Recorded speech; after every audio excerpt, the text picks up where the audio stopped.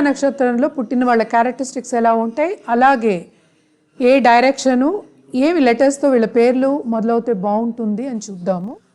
ఆరుద్ర నక్షత్రానికి ఆదిదేవుడు రుద్ర అంటే శివుడు అనమాట, రుద్ర.